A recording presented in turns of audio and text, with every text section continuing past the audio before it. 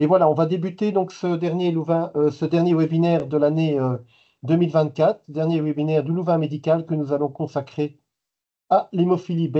Alors, vos deux serviteurs de ce soir, c'est moi-même, donc Cédric Hermance, hématologue, et ma collègue Catherine Lambert. Donc, on a tous les deux le privilège de travailler dans le service d'hémato de Saint-Luc et on partage tous les deux une passion commune qui est celle de l'hémophilie. Alors, l'hémophilie, on vous en a déjà parlé. Donc, l'hémophilie, ben, c'est une maladie héréditaire de la coagulation avec soit un déficit en production de facteur 8 pour l'hémophilie A et en facteur 9 pour l'hémophilie B.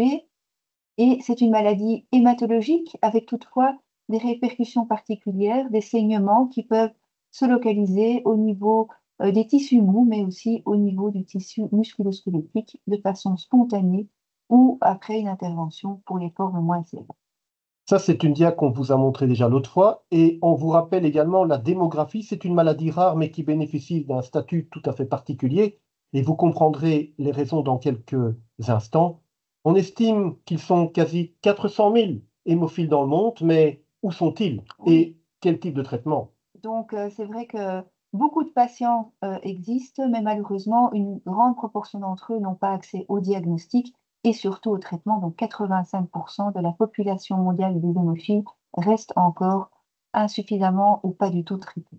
Alors, dans notre pays, nombre de patients hémophiles, on estime ce nombre total à plus ou moins 1000 ou 1100. Ce sont les données du registre de l'Association des patients, la HVH. Et comment se répartissent-ils?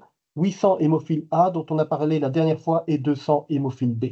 Alors, la coagulation sanguine, dont on rappelle le fonctionnement rapidement, eh bien, ce qui enclenche le processus de coagulation, ce sont d'habitude des lésions vasculaires qui vont libérer du facteur tissulaire.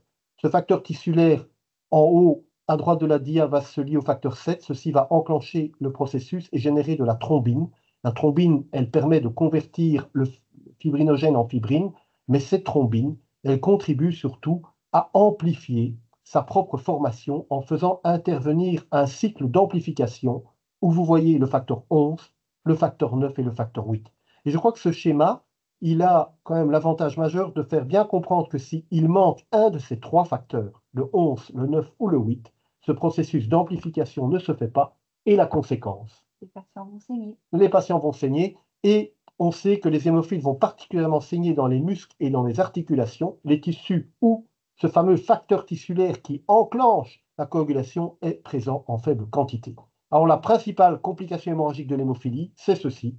Donc, comme je vous l'ai déjà dit, c'est une maladie avec des répercussions musculo-squelettiques. Les patients hémophiles vont avoir tendance à saigner essentiellement dans les articulations pour les formes sévères surtout. Et il faut savoir qu'une hémorragie importante dans une articulation va entraîner des dépôts d'hémosidérine et des conséquences au long terme, voire permanentes, avec une douleur, une dégradation du cartilage et éventuellement un handicap. Donc, le traitement de l'hémophilie va être bien sûr de prévenir ces saignements pour éviter les dégradations au niveau musculo-squelettique. Alors l'hémophilie, c'est une maladie qui trouve son origine dans le foie parce que c'est notre foie qui produit le facteur 8 et le facteur 9. Et si le foie est incapable de produire ce facteur 8 ou ce facteur 9 en quantité suffisante, et comme on vient de vous l'expliquer, les patients vont présenter des complications hémorragiques et des complications hémorragiques surtout internes. On imagine parfois les hémophiles comme couverts de sang. Oui, mais c'est essentiellement des saignements dans les muscles, dans les articulations, rarement, mais de façon dramatique, des hémorragies intracérébrales, et puis des saignements après une chirurgie, un traumatisme par exemple. Et donc, vous l'aurez compris, et c'est une question qu'on a parfois, ben, si on greffe le foie, on traite l'hémophilie. Ben oui, on traite l'hémophilie si on greffe le foie. Mais difficile d'envisager de greffer le foie de tous nos hémophiles, surtout qu'on a des alternatives. Alors, important à savoir, c'est que oui, le foie produit ce facteur 8 ou ce facteur 9, mais il y a des différences fondamentales. Oui, il y a une différence, c'est dans quelles cellules sont produites exactement ces facteurs. Et vous voyez que ce sont les hépatocytes qui produisent le facteur 9. Par contre, oui, et par contre, ce sont les cellules de l'espace sinusoïdal qui vont produire le facteur 8, comme par exemple les cellules de Kupffer. Donc ça, c'est important, et vous le verrez dans quelques instants, ça a des implications thérapeutiques majeures, dont on vient véritablement de cerner l'importance. Alors l'hémophilie, c'est une maladie hétérogène, hémophilie A, hémophilie B, avec évidemment des niveaux de sévérité. Donc, on distingue les patients hémophiles sévères. Ce sont des patients qui ont des taux de facteurs indosables, effondrés. Ils sont en bas de la DIA. Donc, c'est vraiment une entité particulière, mais il y a d'autres types de patients. Vous avez des patients qui produisent quand même un peu, entre 1 et 5% de facteurs, ils sont classifiés comme étant modérés. Et puis, toute une série de patients qui ont plus que 6% de facteur 8 ou facteur 9, mais moins que la normale, moins de 40%, et qui sont classifiés en forme légère. Et vous voyez aussi la corrélation entre le nombre, la fréquence des saignements et la sévérité. Lorsqu'on n'a pas du tout de facteur 8 ou de facteur 9, on saigne très fréquemment. Les patients qui ont une hémophilie mineure ou légère vont saigner occasionnellement, surtout à l'occasion de traumatismes ou d'interventions chirurgicales. Et donc, l'application thérapeutique est majeure et elle a motivé une modalité de traitement pendant des décennies qui était de convertir une hémophilie sévère en une forme modérée. Parce que vous voyez la différence, un patient qui n'a pas de facteur, il saigne jusqu'à une fois par semaine, 52 fois par an. S'il en produit un tout petit peu, il saigne nettement moins. Et donc, on s'est dit pendant longtemps, mais si on parvient à en mettre un petit peu, on va corriger l'hémophilie. Alors, quelle est cette maladie? On vous a montré des données pour la Belgique, mais j'ai encore des données peut-être un peu plus riches pour la France qui vous montrent des données extrêmement précises. La France est très bien structurée en termes de collecte de données. Il y a en fait 4 fois plus d'hémophiles A que d'hémophiles B. Donc, l'entité dont on va vous parler ce soir. Donc, il y a plus ou moins 6400 hémophiles A en France et 1490 hémophiles B. Et alors, la distribution des sévérités n'est pas tout à fait la même, hein. Oui, vous pouvez voir tout de suite que les hémophiles A, en termes de forme modérée, sont moins fréquents que les hémophiles B modérés. Et cela, on va l'expliquer notamment par les mutations génétiques causales de l'hémophilie B. Alors voilà, deux maladies, hémophilie A, hémophilie B, et ce soir, on va se focaliser sur l'hémophilie B, qui est la forme la plus rare. Donc on parle ici de peut-être 200, 250 patients en Belgique, donc c'est quand même une maladie rare, sinon exceptionnelle, mais passionnante. Alors, on vous a montré ce petit schéma la semaine dernière quand on vous a parlé de l'hémophilie A. Donc le facteur 8, c'est l'énorme molécule que vous voyez à la partie droite de la DIA. C'est une molécule très complexe avec de multiples domaines, donc très très grosse protéine qui est en fait un cofacteur. Et le facteur 9 qui est en mauve, c'est beaucoup plus petit. Donc c'est une protéine qui est plus petite et qui a quand même il y a des différences fondamentales. Donc ce n'est pas un cofacteur, c'est un facteur. Et la petite taille de la protéine et la petite taille du gène qui code pour ces protéines a des implications majeures qu'on va revoir avec vous dans les minutes qui viennent. Alors, on voudrait quand même partager avec vous, bon, je ne prétends pas être Stéphane Bern, loin de là, mais quand même un petit détour historique va nous faire du bien. Alors, qui est ce jeune homme? Alors, donc, ce jeune homme ici, vous l'avez probablement reconnu, c'est Alexei, le fils du tsar russe. Et ce jeune garçon, vous voyez, c'est l'arrière-petit-fils de la reine Victoria d'Angleterre. Alors, oui, ben, une histoire compliquée. La reine Victoria, oui, on la remontre ici sur l'arbre généalogique. Alexis, il est là, il a 8 ans, il est déjà, ben, il ne sait pas se déplacer. Oui, il est déjà probablement infecté par des hémarthroses au niveau du genou. Vous le voyez sur la photo, il pose en militaire avec cette posture genou plié. Je pense que c'était probablement arrangé parce qu'il n'était pas capable d'étendre son genou. Alors, si on regarde cet arbre généalogique de près, ben, c'est quand même un beau résumé d'une partie de l'histoire européenne parce que l'hémophilie, ça a été transmise à l'époque dans plusieurs familles royales et impériales. Donc, il y a certainement en Angleterre, mais également en Espagne, où cette famille a été disséminée.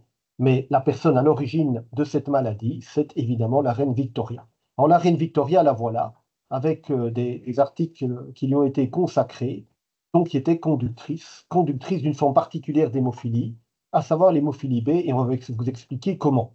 Alors, Alexis, qui est ici en plein milieu de cette belle famille, il était entouré de 4 sœurs qui étaient conductrices ou potentiellement conductrices, puisque la maladie vient de la maman, donc Alexandra, l'épouse du tsar, qui était conductrice de l'hémophilie. Donc ça, c'est un peu l'histoire. Et puis, un homme ici qu'on connaît bien aussi. Voilà, donc vous avez sûrement entendu parler de Raspoutine, qui était un prêtre et qui était très proche de la famille royale du tsar et qui a donné des recommandations, notamment de ne pas donner d'aspirine à ce jeune garçon et de façon probablement involontaire, il l'a protégé de complications hémorragiques, voire d'un décès prématuré. Voilà un conseil judicieux qu'avait fait Rasputin à l'époque. Alors, on me dira, mais de quel type d'hémophilie s'agit-il? Ben, vous savez que cette famille a été cruellement assassinée dans la nuit du 16 au 17 juillet 1918. Je ne vais pas revenir. Et on a quand même étudié ça. Et il y a quelques années, avec notre collaboratrice Nathalie Lanois, on a fait un bel article qui a connu pas mal de succès à propos d'un mystère de l'hématologie enfin résolu de cette famille royale impériale. S'agissait-il d'une hémophilie A ou d'une hémophilie B? Alors vous devez savoir que les ossements de la famille ont été retrouvés, ils ont fait l'objet de multiples analyses bioinformatiques, on a étudié la corpulence, l'âge au moment du décès, l'ADN. On a pu identifier au total 9 corps, le couple impérial, Olga, Tatiana, Anastasia, 3 sœurs, le médecin et 3 valets.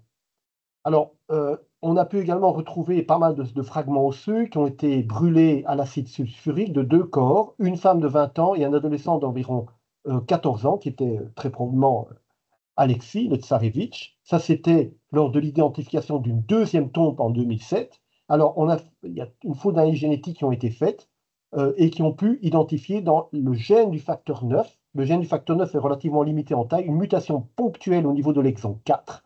Et donc, on a pu conclure à une hémophilie B sévère, responsable d'un déficit complet en facteur 9. Donc, en fait, c'est une mutation qui interfère avec l'épissage de ce gène. Donc voilà un mystère enfin résolu. Il s'agit d'une hémophilie B sévère. Alors, parmi nos patients, on n'a identifié aucun de nos patients qui avait cette même mutation, hein. Oui, donc on ne pense pas avoir un descendant de la reine Victoria parmi nos patients. Non. Et à ma connaissance, on ne sait pas très bien si on a. C'est pas très très clair. Alors, clairement, l'hémophilie A et l'hémophilie B, il y a des points communs.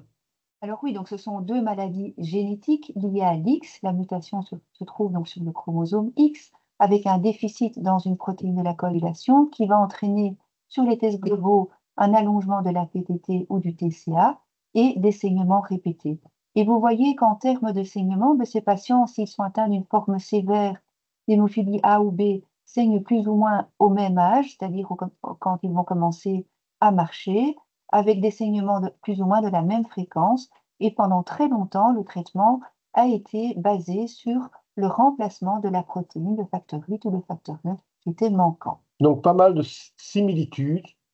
Et c'est la raison pour laquelle, en fait, on ne savait pas qu'il y avait deux formes d'hémophilie, hein. Il a fallu attendre 1947. Il n'y a quand même pas si longtemps que cela pour se rendre compte que ces deux maladies, dont la présentation clinique est quand même fort semblable, en fait, avaient des bases différentes. Et oui, elles ont des bases euh, différentes, notamment au niveau génétique, puisque le gène est différent. Et c'est une dia complexe, mais simplement pour vous souligner que, et faire comprendre le fait que le gène du facteur 9 est plus petit, la protéine est plus petite, et suite à ça, il y a une foule d'implications. La démographie est différente. En effet, si le gène est plus petit, la probabilité d'une erreur génétique est plus petite et la maladie est moins fréquente. Et comme les mutations sont différentes, eh bien, on a moins souvent des formes sévères, on a plus souvent des formes modérées. Et puis, cette protéine qu'on appelle le facteur 9 va se comporter dans le sang différemment. Et même dans le corps, parce que c'est une petite molécule qui va pouvoir même échapper au vaisseau sanguin. Et puis, son comportement est différent, l'immunogénicité, son traitement, et on va essayer de revoir ça avec vous. Et on se permet de rappeler que le facteur 9, il est produit par les cellules du foie. Alors, c'est également une protéine qui dépend de la vitamine K. Donc, les facteurs 2, 7, 9, 10 sont dépendants de la vitamine K. Et puis, c'est un vrai facteur de la coagulation. Le facteur 8, c'est un cofacteur. Ici, c'est un véritable acteur. Ce n'est pas un catalyseur. Il est là pour activer le facteur 10. Alors, au point de vue génétique, ben, ici, on voit où ça se trouve, Oui, hein. donc c'est au niveau du chromosome X. Et donc la transmission se fait par les femmes qui vont transmettre à leur fils la maladie, l'hémophilie, à leur fille éventuellement le statut de conductrice.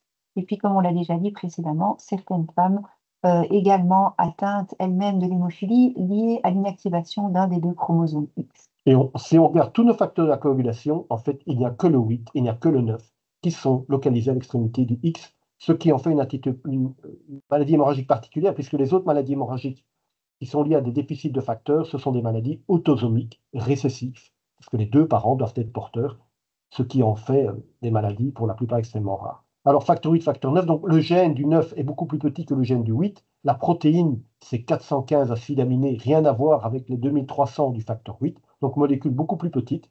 Et au niveau chromosomique, vous voyez que le gène du 9 est beaucoup moins complexe que le gène du 8. Le gène du facteur 8 est très complexe parce qu'il est extrêmement long et en plus, à l'intérieur, il y a des séquences qui se répètent et qui permettent en fait au gène quasi de se retourner sur lui-même ou qui permettent des recombinaisons dans le gène, notamment des inversions qui sont extrêmement fréquentes.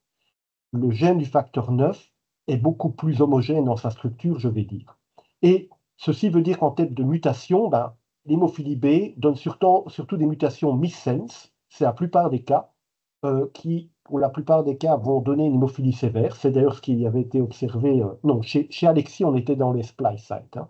Euh, mais donc, des missense, donc c'est tout à fait différent de l'hémophilie A. Ça veut dire aussi que pour nos généticiens, c'est plus facile de trouver la mutation. Hein. Oui, ils ont un gène plus petit à séquencer. Donc, Oui, ça c'est quand même beaucoup plus facile. Et alors ici, on voit la distribution. Bon, c'est un peu de la génétique, mais au niveau génétique, c'est pas du tout le même profil. Vous voyez que pour l'hémophilie A, l'anomalie génétique la plus fréquente, c'est ce qu'on appelle l'inversion de l'intron 22. C'est véritablement toute une partie du gène qui se retourne sur lui-même et qui trouble. C'est comme si vous aviez relié un bouquin en reliant une dizaine de chapitres à l'envers, et la lecture du livre est tout à fait impossible. Mais pour l'hémophilie B, ce type de cette, cette mauvaise reliure ne se passe pas, c'est plutôt des erreurs de mots à travers ce grand livre de l'hémophilie B, et c'est plutôt des mutations qui fait qu'on ne comprend plus ou qui interrompent complètement la lecture du livre. Donc c'est un peu différent. Alors cliniquement, il y a des différences. alors, il y a des différences, mais on va commencer par peut-être les non-différences, Oui, comme on l'a déjà soulevé. Donc, pour les formes sévères, en tout cas l'hémophilie A et l'hémophilie B, ce sont des enfants qui vont saigner plus ou moins vers le même âge, entre 12 mois et 18 mois en fonction du moment où ils vont commencer à marcher. Ils vont avoir besoin d'un traitement qui va être en général initié au même moment, en tout cas dans le même pays.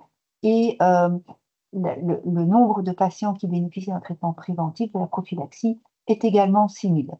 donc quand on regarde toutes ces données, vous voyez qu'au niveau statistique, il n'y a pas énormément de différence. On peut se dire, bon, hémophilie A, hémophilie B, en termes de phénotype hémorragique, c'est-à-dire de plainte hémorragique, c'est pas tellement différent. Maintenant, en termes d'atteinte articulaire, je vais passer ça relativement rapidement, mais il y a quand même des choses qui sont assez troublantes. Notamment, on s'est rendu compte que quand on regarde des grands effectifs de patients, il y a peut-être plus de patients hémophiles A qui ont besoin d'arthroplastie, de prothèses de genoux, par exemple, par rapport aux hémophiles B. On a notamment des données italiennes ou des données de revues systématiques de littérature. Donc, il semblerait qu'il y ait peut-être plus de patients hémophiles A qui nécessitent des interventions chirurgicales orthopédiques par rapport aux hémophiles B. C'est ce qui semble apparaître, mais c'est un peu débattu tout ça. Et quand on regarde l'état articulaire des patients, notamment leur capacité à mouvoir leurs articulations, on ne voit pas vraiment de différence. Donc, c'est difficile de savoir si les séquelles, les conséquences articulaires de l'hémophilie B sont fondamentalement différentes de l'hémophilie A. Donc, ici, à Saint-Luc, on suit quand même pas mal de patients hémophiles B, et personnellement, enfin, à deux, on n'a pas cette expérience-là. Ce n'est pas évident. C'est pas évident de savoir, mais les effectifs sont relativement plus limités. Alors, le traitement de l'hémophilie, ben, l'hémophilie, c'est une maladie qui est conceptuellement pas tellement compliquée. Il manque du facteur 9, donc la thérapie, ça serait une thérapie. Donc, oui, ce sera une thérapie de substitution, comme on l'a déjà décrit. Donc, depuis longtemps, on utilise les injections de facteur 9. Ce sont des injections intraveineuses, comme vous le voyez sur la photo, avec soit un traitement lorsque le saignement arrive, c'est ce qu'on appelle le traitement à la demande, préventif s'il a lieu juste avant un geste invasif, et puis surtout pour les formes sévères, depuis maintenant des décennies, on applique ce qu'on appelle la prophylaxie pour éviter les saignements, éviter les complications au long terme. Et les facteurs 9 ont bien évolué au cours du temps, tout comme le facteur 8. Au départ, ils étaient issus du sang, de cryoprécipités, des produits plasmatiques purifiés, et puis les facteurs 9 recombinants. Oui. Donc ça, il faut s'imaginer hein, que quand on a commencé ici à travailler en hémophilie, ben, nos patients hémophiles B, ben, ils avaient comme ça 2 injections par semaine. Et on va vous démontrer que c'est un peu différent aujourd'hui. Et donc voilà, ces produits sanguins, ils ont connu toute une évolution bénéfique, hein, sang total, plasma, facteur 9 concentré aux dépens du plasma, facteur 9 synthétique encore amélioré. Et pourquoi ces innovations? Ben, parce que, ben, d'une part, le souhait de mieux traiter les patients, et également les drames du sang contaminé. N'oublions pas que pas mal de patients hémophiles ont été, dans les années 80, jusqu'au début des années, fin des années 80, étaient contaminés par le virus hépatite C, le HIV, ce qui a véritablement motivé euh, la sécurisation des dérivés initialement synthétiques, puis l'implémentation des dérivés recombinants. Alors ça, c'est une dia qui vous montre un peu le schéma classique de traitement d'un hémophile avec des petites différences. En bleu, on a mis un hémophile A il y a quelques années, et en rouge, on a mis un hémophile B. Donc, vous voyez que lorsqu'on fait une injection de facteur 8 ou facteur 9, très rapidement, au bout de quelques minutes, le taux va monter avec une valeur proche des 100% si on applique une certaine dose. Et puis, progressivement, suite à la dégradation de la protéine dans la circulation, on va retourner au taux de base. Et vous voyez déjà clairement la première différence, c'est que le facteur 9 va mettre plus de temps pour retourner au taux de base. Donc, sa demi-vie dans la circulation est clairement plus longue par rapport au facteur 8. Et ce qui est très important, c'est évidemment de garder en permanence un taux minimal, donc ce qu'on appelle les valeurs résiduelles, juste avant l'injection précédente pour pouvoir prévenir les saignements. Et l'air sous la courbe, c'est le temps durant lequel le patient va être protégé relativement contre les saignements. Alors voilà, donc tout ça fait l'objet d'études extrêmement importantes dans le passé, c'est comprendre ce qu'on appelle le comportement pharmacocinétique, comment cette protéine se comporte dans le sang. On l'injecte par voie intraveineuse, la concentration augmente, et puis vous voyez qu'il y a une clearance, donc c'est ce qu'on appelle une courbe pharmacocinétique extrêmement importante pour le patient, parce que évidemment, on veut que la molécule soit éliminée le plus lentement possible, parce que au plus la concentration diminue, eh bien, au plus vite le patient sera proche de cette barrière quasi fatidique des 1%. Et clairement, il y a des différences. Le facteur 9, il est plus lentement éliminé. Et il n'y a pas que l'élimination. Le facteur 9, dans le sang, il est plus petit. Et donc, il se comporte différemment. Donc, vous pouvez voir à gauche le facteur 8 qui reste dans le système intravasculaire et qui est couplé, chaperonné par ce facteur von Willebrand qui va un petit peu conditionner finalement sa durée de vie dans la circulation. Et à droite, vous voyez le comportement du facteur 9 qui, après l'injection, va rapidement migrer vers le système extravasculaire, donc pas fixé au facteur von Willebrand, mais qui va aller se lier au collagène de type 4 et dans les cellules endothéliales. Alors voilà, donc ça, c'est pour que vous captiez bien ce qui se passe quand un patient hémophile A s'injecte du facteur 8. Ce facteur 8, qui est une très grosse molécule, va rester dans l'espace intravasculaire. Donc c'est très bien parce que les concentrations vont plus augmenter. Le facteur 9, qui est plus petit, eh bien, il va diffuser dans l'espace extravasculaire et donc le patient va perdre une partie de son facteur 9 dans l'espace extravasculaire. Mais perte n'est pas une réelle perte parce qu'ici, bon, c'est une idée un peu complexe, mais on doit s'imaginer, et c'est ce qu'on essaie de faire comprendre à nos patients, c'est que quand ils se sont injectés du facteur 9, il y a beaucoup de facteurs 9 qui restent en intravasculaire, c'est la partie gauche de la dia, mais une grande partie va fuiter en extravasculaire et la physiologie et beaucoup de données nous suggèrent que le facteur 9, il est important là. Donc, ce facteur 9, il va constituer une sorte de réserve. Quand le taux de facteur 9 au niveau intravasculaire va diminuer, eh bien, le facteur 9 du secteur extravasculaire va pouvoir être retransféré progressivement vers le système intravasculaire. Et ça explique pourquoi donc il y a ce temps prolongé dans la circulation du patient. Oui, et alors ça, c'est important. La seule faiblesse, c'est que ce facteur 9 en extravasculaire, donc dans les tissus, on ne sait pas le mesurer. Et donc ça suscite quand même beaucoup d'interrogations. Alors le traitement d'hémophilie B, est-ce qu'il est immunogène? On a insisté là-dessus l'autre fois, le facteur 8 est une molécule particulièrement immunogène. Ça veut dire qu'un patient hémophile sévère qui ne produit pas de facteur 8, il y a beaucoup de risques qu'il développe des anticorps contre le facteur 8, ce qui complique la prise en charge notamment des jeunes enfants. Imaginez, le corps de ces jeunes enfants n'a jamais été au contact du facteur 8, vous en donnez et le système immunitaire réagit. Alors avec le facteur 9, bon, ça peut arriver. Donc ici, c'est ce que j'ai tenté de schématiser. On donne du facteur 9, des anticorps se développent, ils viennent le neutraliser. Et ça rend la prise en charge des hémophiles très compliquée. Parce que bon, il faut faire disparaître ces anticorps et puis il faut les traiter contre les hémorragies. Alors bon, là, est-ce que c'est fréquent dans l'hémophilie B? Non, c'est pas tellement fréquent. Donc, ce n'est pas fréquent et c'est probablement donc lié à ces différences dans les mutations causales de l'hémophilie B, qui est différente de celle de l'hémophilie A. On sait que certaines mutations sont des facteurs de risque à part entière pour le développement d'immunitaires. Eh bien, les patients avec l'hémophilie B sévère ont moins ce type de mutation immunogène. Et puis, la protéine en elle-même, le facteur 9, a une structure quand même qui est similaire à d'autres facteurs vitamine K dépendants. Sa taille est plus petite et tout cela contribue à un plus faible taux d'immunogénicité. Donc, heureusement, c'est un phénomène, la survenue des anticorps anti-facteur 9 ou les inhibiteurs, c'est un phénomène extrêmement rare. Dans notre expérience, un seul patient ici à Saint-Luc qui a été suivi, qui heureusement n'a plus d'inhibiteur. Et à l'échelle du pays, je suis au courant d'un autre patient actuellement suivi à la CAMU. Alors évidemment, le but du traitement, c'est d'améliorer. Donc, imaginez, un patient hémophile B doit s'injecter en moyenne 2 fois par semaine. Bon, c'est mieux qu'un hémophile A avec 3 fois par semaine. Et donc, on va tout faire pour améliorer le traitement. Et voilà, donc ça, c'est le schéma classique qu'on a déjà montré, des pics. Et on essaie de faire comprendre ça à nos patients, hein. C'est pas facile, hein, quand on n'a pas des bons fondements scientifiques. Vous avez un pic et puis ça diminue. Donc, nos patients doivent absorber ça. Et on essaye de leur... Il y a eu beaucoup de démarches pour tenter d'arriver à ceci, donc de complètement changer le comportement pharmacocinétique, de faire en sorte que l'élimination soit plus lente. Alors ça, il y a plusieurs technologies qui sont possibles. Donc, avec les facteurs 9 recombinants, plusieurs technologies sont utilisées pour prolonger la demi-vie dans la circulation, avec notamment les systèmes de pégylation, les systèmes de fusion avec un fragment du récepteur Fc des immunoglobulines, et puis la technique de fusion à l'albumine. Vous voyez que pour les facteurs 8, la pégylation et la fusion au Fc sont également possibles. Pour la technologie avec la fusion à l'albumine, il n'y a que les facteurs 9 qui sont disponibles. Et donc, l'intérêt, évidemment, de cette demi-vie prolongée, elle va entraîner des injections moins fréquentes et vous pouvez voir la différence quand même clairement significative.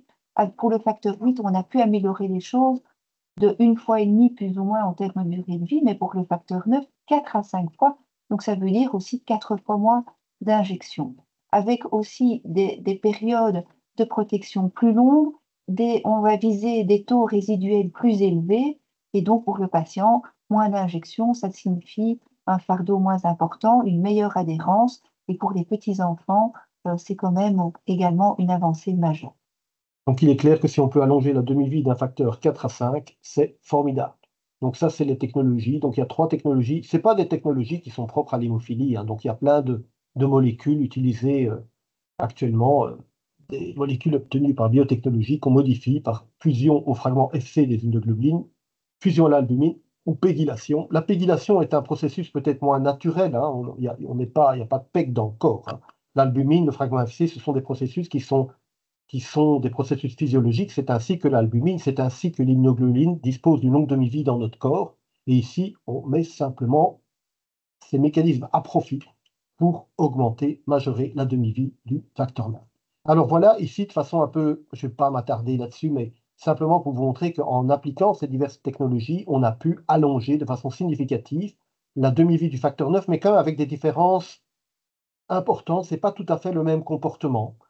Ces facteurs 9 ne se comportent pas de la même façon et il semble même que certains semblent mieux se comporter que d'autres. Quand on regarde les concentrations qui sont maintenues, on dirait que la fusion à l'albumine au centre de la diapositive et la pégylation permettent de maintenir des taux plus élevés, alors que si on fusionne au fragment Fc des immunoglobulines, la diminution est plus rapide. Mais il y a quand même des petits bémols à ça. Parce que quand on modifie ces molécules, on modifie évidemment la taille du facteur 9. Or, on sait que le facteur 9 est une petite molécule qui d'habitude va dans l'espace extravasculaire. Ici, si on grossit les molécules en quelque sorte en y greffant d'autres protéines ou des composés synthétiques comme les PEC, ben, on fait en sorte que la molécule soit plus grosse. Donc clairement, la molécule ne se comporte pas tout à fait de la même façon quand elle est modifiée.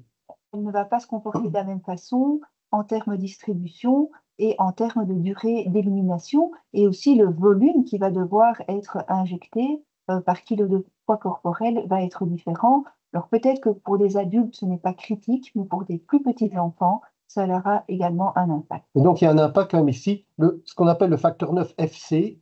Donc c'est celui qui a cette capacité la plus importante d'aller dans l'espace extravasculaire, alors que les autres restent plutôt en intravasculaire. Alors il y a tout un débat pour le moment, savoir qu'est-ce qui est important. Quand on pourrait se dire avoir beaucoup de facteur 9 à l'intérieur des vaisseaux, c'est bien, ça protège mieux.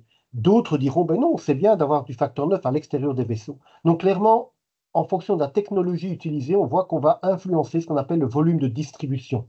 Le volume de distribution, c'est le volume où ce facteur 9 va pénétrer, va se distribuer et il sera le plus important avec le facteur 9 FC et il sera le tiers, voire 6 fois plus petit avec le facteur 9 pégylé. Donc clairement, on modifie le comportement physiologique de ce facteur 9 et tout ça a été étudié parce que ça suscite énormément d'intérêt. Est-ce que c'est mieux d'avoir du facteur 9 à l'intérieur ou à l'extérieur des vaisseaux? Ben, on a quand même certaines données qui suggèrent que notamment la partie droite de la dia, avoir du facteur 9 qui est capable d'aller dans l'espace extravasculaire, ça a l'air de bien protéger les articulations et on le voit sur ces petites images ici qui pivotent. Il y a du facteur 9 qui va bien dans les genoux, qui va bien dans les chevilles de ces petites souris hémophiles. Donc, ça semble bien fonctionner. Et donc, actuellement, il y a tout un débat en cours. Qu'est-ce qui est important? Est-ce que c'est le facteur 9 plasmatique? Est-ce que c'est le facteur 9 extravasculaire? Je ne vais pas rentrer dans le détail de la diapositive, mais simplement le message qu'on veut partager avec vous, c'est que quand on modifie une molécule et qu'on modifie sa physiologie et sa distribution, ça peut avoir des impacts. Et alors, il y a tout un débat. Ici, ce sont deux experts. Heureusement qu'on ne les a pas mis sur un run on ne les a pas fait boxer en quelque sorte, hein, parce que clairement, ils ne sont pas d'accord. Il y en a un qui dit ce qui est important, c'est ce qui se trouve en extravasculaire et l'autre en intravasculaire. Donc là, mais c'est que ce sont quand même des données passionnantes qui sont issues de la biotechnologie récente. Si on n'avait pas modifié le facteur 9, on ne serait pas, à mon avis, bien au courant de tout cela. Et puis, bon, moi, j'ai fait une petite comparaison. On pourrait dire que le facteur 9 intravasculaire, c'est un petit peu comme votre portefeuille. C'est l'argent que vous avez sous la main. C'est l'argent qu'on a pour les dépenses, donc les besoins rapides, on va dire. L'avantage, c'est qu'on peut le mesurer, on peut savoir où on en est exactement. Et puis, au niveau extravasculaire, c'est plutôt les réserves qu'on a.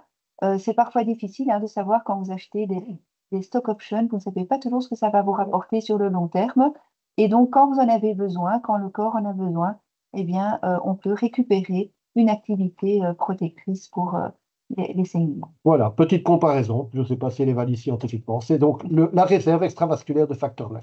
Alors, est-ce qu'on peut traiter des hémophiles B par voie sous-cutanée? Parce que l'autre fois, on a partagé notre énorme enthousiasme pour cet anticorps bispécifique qu'on appelle l'Hemlibra, qui mime l'action du facteur 8, parce qu'ici, on voit bien sur la diapositive, le facteur 9 active le facteur 10 en présence de facteur 8, qui est un cofacteur.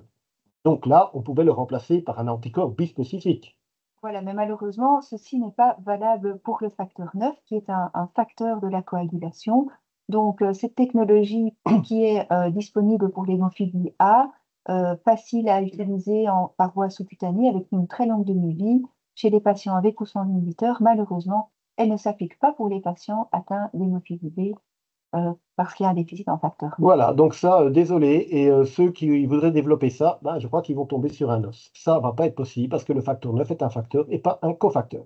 Alors, il y a une autre piste, c'est de se dire, on peut agir sur la coagulation, rebalancer la coagulation sanguine. Parce que la coagulation sanguine, le but, c'est de générer de la thrombine.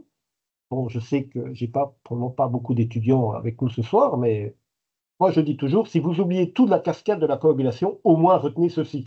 Voilà, donc au final, la coagulation, la cascade de la coagulation va aboutir à la génération de thrombine pour convertir le fibrinogène en un beau caillot solide de fibrine. Donc on peut se dire, plutôt que de s'arracher les cheveux à donner du facteur 9 ou donner du facteur 8, pourquoi ne pas traiter les hémophiles en leur permettant de produire plus de thrombine?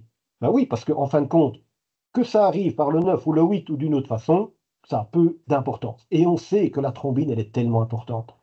Et elle est vraie pour les hémophiles, elle est vraie pour les patients qui saignent, il est vrai que, elle est vraie pour les patients qui sont trop anticoagulés. Ces patients ont en commun une chose, ils produisent pas assez de thrombine. À l'inverse, ceux qui produisent trop de thrombine. Donc, quand on produit trop de thrombine, ben, on risque de former des caillots, c'est ce qu'on appelle l'hypercoagulabilité.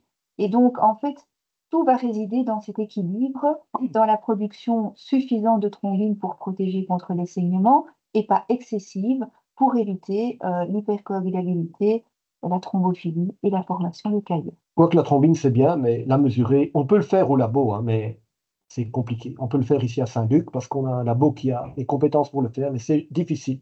Alors, la coagulation, donc, et cette formation de thrombine, elle est régulée. Donc, on a 3 inhibiteurs. Donc, il y a 3 freins. Moi, je les appelle les policiers de la coagulation. L'antithrombine, la protéine C activée, le TFPI. Donc, ce sont 3 protéines dont le but est naturellement de freiner la coagulation sanguine. Et donc, si vous voulez générer plus de thrombine, on pourrait très bien se dire, ben, on va lâcher les freins. Voilà, on va aller relâcher ces inhibiteurs naturels. En fait, pour moins saigner, il y a deux grandes façons d'aborder cela. On va soit ajouter des facteurs de coagulation ou on va diminuer les régulateurs naturels que sont l'antithrombine, le TFPI et la protéine C activée. Alors, plein de recherches ont été faites récemment. Elles ont abouti au développement de médicaments qu'on peut donner par voie sous-cutanée et qui ont cette potentialité de générer plus de thrombine. On ne va pas rentrer dans le détail, mais c'est quand même extraordinaire. En quelque sorte, on tente de transformer nos patients hémophiles B en patients thrombophiles. Voilà, donc en fait, on va leur essayer de restaurer cette fameuse génération de thrombine.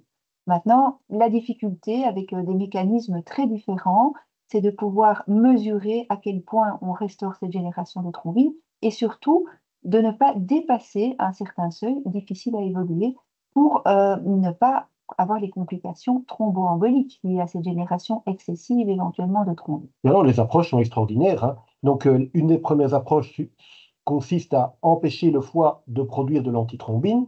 La deuxième, de bloquer un inhibiteur que vous connaissez peut-être moins bien, c'est ce qu'on appelle le TFPI, c'est celui qui bloque le facteur tissulaire, le facteur 7, ou en diminuant, en agissant sur la protéine C. Donc ça, c'est ces trois approches. Bon, je n'ai pas le temps de rentrer dans le détail, Catherine non plus. Ce sont des molécules qui sont prometteuses, qui sont données par voie sous-cutanée, la plupart peu fréquemment. Mais évidemment, il y a quand même certaines incertitudes. Comment est-ce qu'on mesure le fait et le risque thrombotique? Dans les études qui ont été menées, il y a des hémophiles qui ont fait des thromboses. Donc, c'est un peu préoccupant, ça, hein. C'est préoccupant. Alors, l'autre approche, c'est évidemment encore plus ambitieux. C'est ce qu'on appelle la thérapie génique. Alors, ça consiste en quoi, la thérapie génique de l'hémophilie? Mais en gros, la thérapie génique, c'est de donner l'information manquante aux cellules du foie pour produire à nouveau du facteur 8 ou du facteur 9. Alors, oui, évidemment, le foie. Pourquoi le foie? Bah, on vous l'a montré. Le foie, c'est l'organe qui produit ces facteurs. Les hépatocytes produisent le facteur 9. Et donc, le but, c'est ça, de faire en sorte que ce foie puisse à nouveau acquérir cette compétence de produire ce facteur, le produise en quantité suffisante, pas excessive, et le libère dans le sang. Alors, qu'est-ce qu'on fait? L'approche, elle est originale. Elle utilise des vecteurs viraux. Donc, on va prendre des virus qui ont un tropisme hépatique, virus dont on va enlever en quelque sorte les tripes, qu'on va remplacer par le gène du facteur 9 et on va injecter ce vecteur en grande quantité. Ce vecteur va se diriger vers son organe de prédilection, en l'occurrence le foie, rentrer dans les cellules de foie et il libérer le gène. Le gène va rester épisomal, ça veut dire que le gène ne va pas s'intégrer. On n'utilise pas ici ce qu'on appelle des lentivirus, on utilise des virus non intégrants. Donc c'est comme si vous aviez votre ordinateur et vous rajoutez une clé USB. Vous n'allez pas commencer à jouer avec le disque dur parce que vous n'avez pas envie de toucher à votre disque dur. Alors voilà, le principe, il est là. Des vecteurs viraux, caser l'information génétique, faire multiplier, en obtenir des grandes quantités, les données aux patients, et puis espérer que ça fonctionne. Maintenant, ce qu'on a mis à droite de la dia, c'est ce qui se passe dans une cellule, c'est assez complexe, on ne sait pas très bien ce qui se passe. Tout ce qu'on sait, c'est que les patients qui ont été traités produisent du facteur 9. Maintenant, vous dire comment ça se passe dans l'usine, on sait que l'usine produit des belles voitures, mais vous dire comment ça se passe sur les chaînes de production, on n'a pas les détails. Et puis, on a un avantage majeur, c'est le facteur 9 Padua. C'est quoi ce truc-là? Oui, donc en fait, on a découvert que certains patients développaient des thromboses parce qu'ils avaient un excès de facteur 9. Ce sont des gens qui avaient une mutation particulière appelée Padua.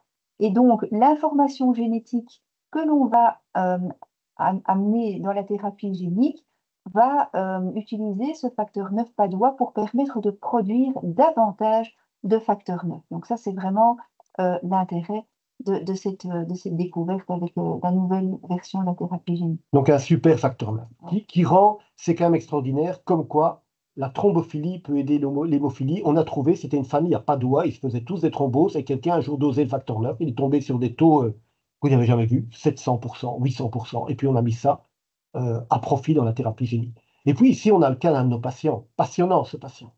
Alors, on a eu quand même la chance au Clinique universitaire Saint-Luc de participer à des études de thérapie génique et nous avons deux patients qui ont pu bénéficier de la thérapie génique pour l'hémophilie B. Et le patient ici, vous voyez, mais il a 70 ans maintenant, c'est un hémophile B sévère, qui a donc durant son enfance eu des saignements répétés dans les chevilles, les genoux, qui n'a pas pu bénéficier de la prophylaxie parce qu'il est né trop tôt et qui petit à petit a pu avoir les traitements recombinant de facteur 9. En 2002, ce patient, il a commencé la prophylaxie et ça montre aussi qu'à n'importe quel âge, la prophylaxie est bénéfique. Ça ne doit pas être débuté uniquement chez les enfants. Il avait un genou quand même qui avait été malheureusement très abîmé, donc on a remplacé son genou. Comme Cédric l'a dit, il a été exposé à l'époque où on n'avait pas encore de produit qui était safe pour l'hépatite C, donc il a été contaminé par l'hépatite C et il a pu bénéficier d'un traitement d'éradication. Et ce patient faisait très régulièrement, chaque semaine, une injection de facteur 9 pour lui permettre de vivre plus ou moins bien sa vie. C'est un monsieur très actif qui pratique des activités physiques, qui a une activité professionnelle également. Il est tout le temps debout. Il est coiffeur plus agent de sécurité.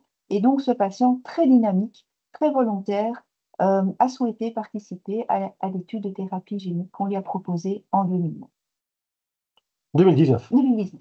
Enfin, où il a été sélectionné un peu plus tôt, et puis en 2019, ben, il est venu un matin à l'hôpital, on lui a injecté des milliards de vecteurs, et puis son facteur 9 a augmenté. Il est actuellement à plus de 30%, depuis il n'a plus jamais saigné. Et il dira du 5 novembre 2019 que c'est sa deuxième date de naissance. Donc c'est fabuleux. Et voilà, donc on est passé d'une maladie royale à une maladie qui permet la thérapie génique. Actuellement, l'hémophilie est un des plus grands succès de la thérapie génique, en soulignant qu'il y a des différences entre l'hémophilie A et l'hémophilie B. Ce qu'on partage avec vous, c'est vraiment une success story. Ce n'est pas toujours comme ça. On a un patient qui a moins bien répondu, mais l'hémophilie B se prête particulièrement à la thérapie génique. Le gène est petit, les hépatocytes produisent le facteur 9, on a le facteur 9 padois. Donc c'est très très prometteur. Et donc voilà une des dernières publications. On avait pu contribuer à ce travail. Avec donc des taux de facteur 9 qui se maintiennent dans le temps. On a maintenant des données à 24, 36 mois, donc 3 ans, 4 ans, 5 ans. Notre patient, ça fait quand même pas mal d'années maintenant. Donc, ça semble être un effet persistant, même si le facteur 9 est épisomal, donc il n'est pas intégré. Le seul problème, c'est qu'on ne peut pas faire ces thérapies chez les enfants dont le foie est en croissance. Alors, la thérapie génique, il y a quand même quelques limites actuellement, donc ça fonctionne. Donc, le concept a été validé. Comme je dis toujours, c'est on peut aller sur la Lune. Maintenant, on ne va pas tous passer nos vacances sur la Lune, mais il y a quand même pas mal de variabilité, pas mal de questions en ce qui concerne la durabilité à très long terme. Et tout le monde ne peut pas le faire. Il y a quand même des critères de sélection très stricts, hein, notamment le foie. Hein. Le foie doit être en bonne santé. On ne peut pas avoir d'inhibiteurs. Les enfants sont exclus. Et puis, on ne peut pas la refaire, la thérapie génique. On ne peut pas refaire cette thérapie génique, en tout cas avec la même technologie, parce que lorsqu'on aura été exposé à ces milliards de vecteurs qui vont aller distribuer l'information génétique, eh bien, on va s'immuniser comme en présence Comme le Covid. virus, comme le Covid. Et donc, lorsqu'on voudra retraiter le patient avec la même technologie, eh bien, malheureusement, le vecteur va être détruit avant de pouvoir aller distribuer l'information génétique dans les hépatocytes. Donc ça, c'est une limite. Mais clairement, si on peut dresser une comparaison entre la thérapie génique de l'hémophilie A, facteur 8, et la thérapie génique de l'hémophilie B, on est quand même beaucoup plus enthousiaste actuellement pour l'hémophilie B. Les données sont plus prometteuses, il y a moins de variabilité, il y a une meilleure réponse. Les patients ont moins besoin d'immunosuppression. Donc on est quand même extrêmement confiant que la thérapie génique de l'hémophilie B soit implémentée. Bon, maintenant, le coût est extrêmement important. Les autorités belges sont en train de négocier le coût. Il faut savoir qu'aux États-Unis, ce traitement est actuellement disponible, mais se négocie à près de 3,4 millions de dollars US. Donc, vous imaginez 3,4 millions de dollars US, le médicament le plus cher. Maintenant, la façon dont les prix sont calculés, tenant compte que oui, c'est très cher si on tient compte du coût du traitement annuel multiplié par toute une vie, mais je crois qu'il faut un peu revoir le benchmark de financement. Alors, il y a d'autres approches que je voudrais partager avec vous, quand même extraordinaires. C'est évidemment se dire que beaucoup de ces patients, ils ont, comme on l'a dit, des mutations missense, donc des mutations ponctuelles qu'on connaît bien. Et donc, il y a le projet également d'appliquer une thérapie génique qui est plutôt de l'édition génique. Donc, on va aller corriger l'erreur génétique. Et ça utilise évidemment la technologie des ciseaux de l'ADN, CRISPR-Cas9. Et donc, il y a un projet qui est en cours. Les données animales sont très prometteuses. Donc là, il faut évidemment faire arriver dans le foie à la fois tout le matériel qui est nécessaire, donc les ciseaux CRISPR, ça, on le fait venir par par des particules lipidiques qui vont englober toute cette machinerie nécessaire. Et puis le gène du facteur 9, lui, il est administré via des vecteurs AAV. Donc ça, c'est très prometteur. Une étude est enclenchée très d'ici peu. Et alors, il y a une autre technologie que je trouve extraordinaire, c'est de se dire que dans le corps, des cellules qui produisent pas mal de protéines de façon continue et qui en gardent la mémoire, ce sont les lymphocytes et surtout sont des cellules accessibles. Et donc le but, c'est de récupérer chez les patients des lymphocytes, de les modifier au labo, donc de faire de l'ingénierie de ces lymphocytes et de les doter de cette capacité de produire du facteur 9 et puis de le réinfuser au patient. Donc à nouveau, chez l'animal, ça fonctionne. Et le projet est là, de lancer l'étude. C'est assez fabuleux parce que là, enfants, adultes, il n'y a pas de limite, vous pouvez refaire. Ça a l'air d'être assez génial. Donc ça, on va voir. Donc, comme quoi, dans quelques années, on pourra revenir. Donc, mais c'est en développement préclinique. Alors, on va terminer là. Il reste quelques minutes par quelques conclusions. Bon, on a essayé de partager avec vous notre enthousiasme pour cette maladie, et quand même de façon relativement pratique, en vous faisant bien comprendre que l'hémophilie c'est B, c'est quand même différent de l'hémophilie A, et qu'une grande partie de ces différences sont liées à la taille du gène, que cette molécule a pu être modifiée, donc on a pu allonger sa demi-vie, mais quand on modifie la molécule, on influence sa distribution dans le corps, et probablement que le facteur 9 FC est celui qui a la distribution la plus physiologique, mais peut-être qu'en certaines circonstances, il vaut mieux avoir beaucoup de facteur 9 à l'intérieur des vaisseaux. D'un point de vue sous-cutané, on n'a pas d'anticorps bispécifiques, mais on a des traitements rebalançants qui deviennent également disponibles en Belgique d'ici peu, et la thérapie génique qui est très prometteuse. Maintenant, Catherine, il y a deux mondes pour l'hémophilie B. Il y a deux mondes pour l'hémophilie de façon générale et pour l'hémophilie B. Malheureusement, dans les pays en développement ou à ressources limitées, l'hémophilie B, qui est encore plus rare, est encore moins bien connue que l'hémophilie A. Donc le diagnostic est retardé avec parfois des décès précoces dans la vie, notamment en cas de circoncision ou des hémorragies cérébrales, et un accès limité également au traitement aux facteurs de coagulation. Et donc, vous comprenez bien que dans ce contexte-là, les thérapies innovantes qu'on vous a présentées, notamment la thérapie génique, est difficilement envisageable avec un suivi hépatique très rapproché qui doit avoir lieu et un monitoring du laboratoire qui est difficilement applicable en dehors d'études cliniques. Donc un fossé entre deux mondes, un fossé que la Fédération mondiale de l'hémophilie essaie de combler. Alors évidemment, cette hémophilie B, et surtout si on tient compte de la dimension historique, parce qu'elle est connue dans l'histoire, cette fameuse hémophilie B, même si tout le monde ne sait pas que la reine Victoria était porteuse conductrice d'hémophilie B, c'est une maladie qui est quand même encore euh, euh, on lui attache quand même pas mal de caractères négatifs, la fatalité, maladie difficile à contrôler et tout ça, mais non, on a essayé d'être enthousiaste et il y a quand même pas mal de choses. Et cette maladie rare, si pas si rare, elle connaît des développements fabuleux, avec notamment la thérapie génique, avec l'édition génique et avec une foule d'autres technologies. Et c'est une dia qu'on vous montrait l'autre fois. Peter Jones a écrit un jour un livre qui s'appelle Vivre avec l'hémophilie, parce que bon, en 2002, l'hémophilie était un véritable fardeau quotidien. Mais aujourd'hui, avec tous les traitements dont on dispose et dont on essaye de faire bénéficier nos patients, on peut vivre, oui, hémophile dans les gènes, même si on essaie de corriger les gènes, mais avec quand même moins de fardeau, que ce soit mental et physique.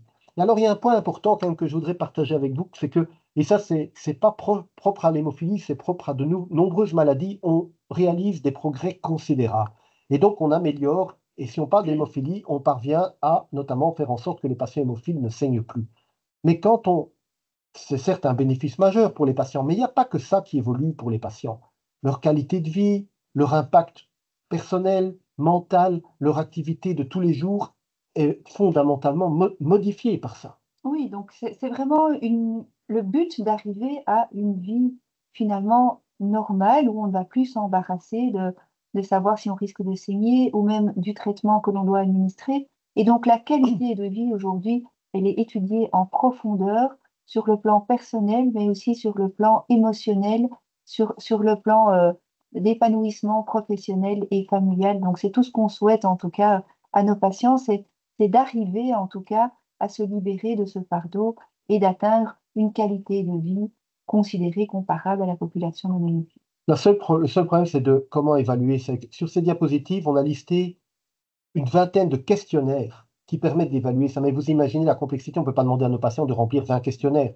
Donc, et c'est important parce que, notamment pour ceux qui payent, qui financent ces traitements, il est important de tenir compte de ça. On ne peut plus seulement payer un traitement sur base de sa capacité de prévenir ou de contrôler les hémorragies. Il faut regarder l'impact global sur le patient. Et ça s'applique à l'hémophilie, mais à une foule d'autres maladies. De plus en plus, les traitements deviennent efficaces et c'est au-delà de leurs conséquences initiales, c'est sur le patient globalement, de façon holistique, il faut évaluer l'impact.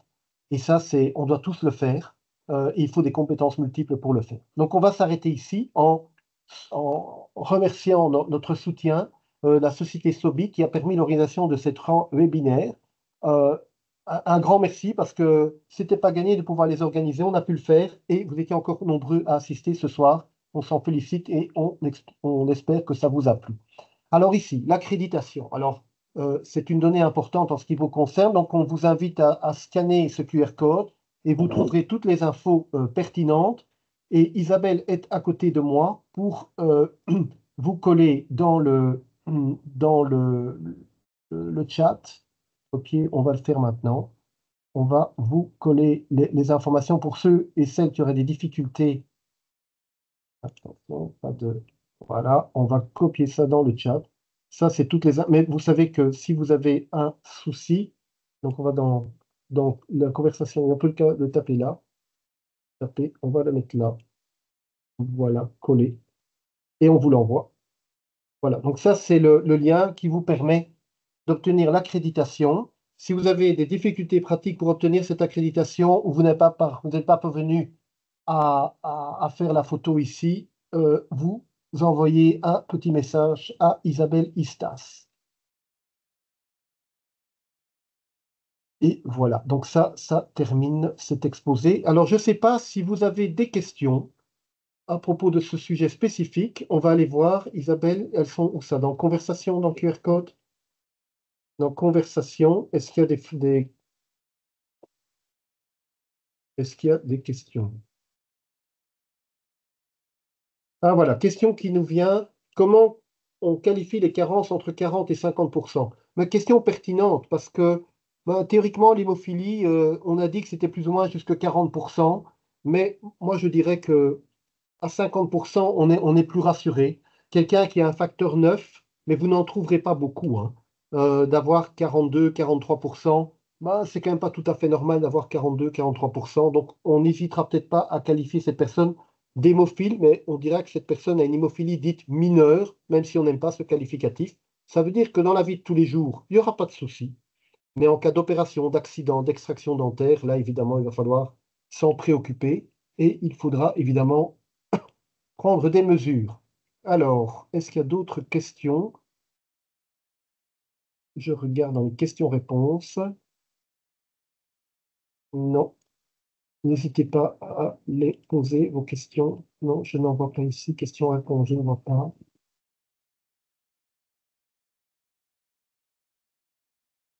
Donc voilà, donc si vous êtes confronté à un patient hémophile, si vous connaissez, évidemment, ces maladies sont familiales, hein, euh, n'hésitez pas à adresser les patients dans des centres d'expertise. On n'a pas beaucoup parlé ce soir des femmes et des conductrices, mais autour de chaque patient de sexe masculin hémophile gravitent 3 à 4 conductrices.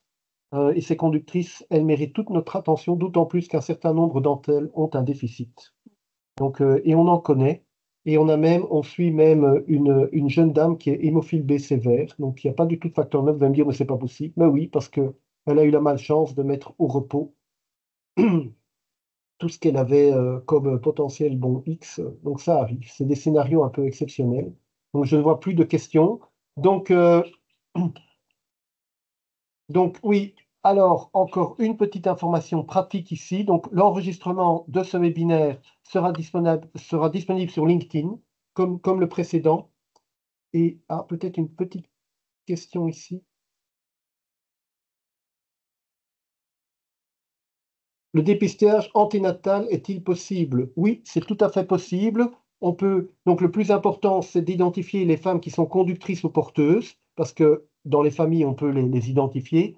Mais sinon, on peut faire un diagnostic prénatal, on peut faire un diagnostic préimplantatoire, on peut aussi faire du DPI, donc on a déjà eu des patientes qui sont conductrices d'hémophilie qui ne veulent pas donner naissance à un fils hémophile. Et donc, elles vont passer par un processus de fécondation in vitro avec sélection des embryons et réimplantation des embryons qui ne sont pas concernés. Ce sont des procédures faisables en 2024. Maintenant, longue discussion, est-ce qu'il faut faire tout ça en 2024 quand on voit tous les traitements qui existent? Ça, c'est une question plutôt personnelle, éthique, mais pour les patients qui le souhaitent, c'est quelque chose qu'on peut offrir, évidemment. Et ce qui est quand même très important, je me permets de souligner aussi, c'est que ce qui est important, c'est la discussion avant la conception pour justement avoir des projets éventuellement de diagnostic préimplantatoire, de sélection embryonnaire. On fait peu de diagnostics finalement prénatal, c'est-à-dire aller essayer de savoir in utero si le bébé est affecté par l'hémophilie. On veut savoir le sexe du bébé, ça certainement, si c'est un petit garçon, de le considérer comme étant atteint d'hémophilie jusqu'à preuve du contraire, donc prendre toutes les mesures préventives au moment de l'accouchement et de la période néonatale. Mais c'est vrai que le diagnostic prénatal en tant que tel, dans la pratique quotidienne, il est rarement fait Oui. parce que les décisions sont faites à l'avance. Et dans notre expérience, il est quand même très rare qu'on fasse ce type de diagnostic pendant la grossesse et qu'on interrompe la grossesse. Donc, c'est un risque aussi que l'on prend. La maman elle-même conductrice peut avoir des saignements. Donc, dans la pratique, c'est peu fréquent, mais c'est possible. Voilà, je crois que c'était la dernière question. En tout cas, merci pour votre présence, votre fidélité, votre intérêt. On vous souhaite un joyeux Noël et on vous retrouve en 2025. Merci, à bientôt, au revoir. Bonne fête à tous, au revoir.